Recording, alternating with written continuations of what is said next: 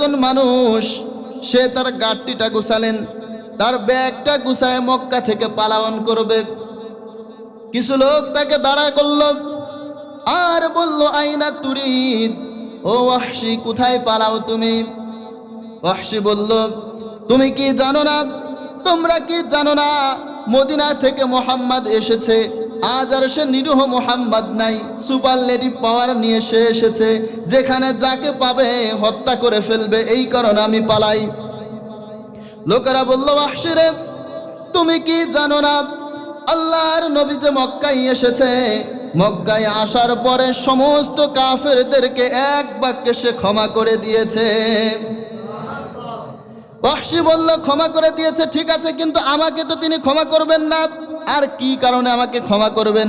আমি নিজে বল্লম দিয়ে তার নিজের চাচা, আপন চাচার বুকের মধ্যে বল্লম দিয়ে আঘাত করেছি, বর্ষা নিক্ষেপ করেছি, বুকটা ফেরে ফেলেছি, বুকের মধ্যে থেকে কলিজাটা বের করে এনেছি। আবু সুফিয়ানের স্ত্রী হিন্দা ওই তাজা কলিজাটা তার দাঁত দিয়ে চর্বণ করেছে। আমাকে আল্লাহর হাবিব মাফ করবে না? সমস্ত মানুষেরা ধরল, ওয়াহশী, ও ওয়াহশী, তোমার মনে হয় তোমাকে মাফ করবে না, কিন্তু তুমি একবার আল্লাহর নবীর কাছে যেই দেখো না, আল্লাহর নবী যদি তোমাকে মাফ না করে তখন তুমি ফিরে আসবে। লোকেরা ধরে ওয়াহশীকে পাঠালো, ওয়াহশী, একবার যাও, আমাদের মনে হয় আল্লাহর নবী তোমাকে মাফ করে দিবে।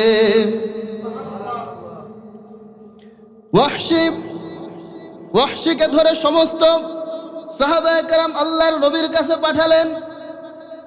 আল্লাহর হাবিব সাল্লাল্লাহু আলাইহি ওয়াসাল্লামের সামনে আসলেন।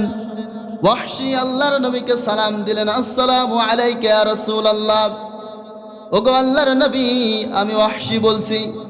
আল্লাহর হাবিব বললেন, কোন ওয়াহশী তুমি? আপনার চাচা আমির হামজাকে হত্যা করেছিল ওই ওয়াহশী আমি। আল্লাহর নবী সাল্লাল্লাহু আলাইহি ওয়াসাল্লাম বললেন, কেন তুমি এসেছো?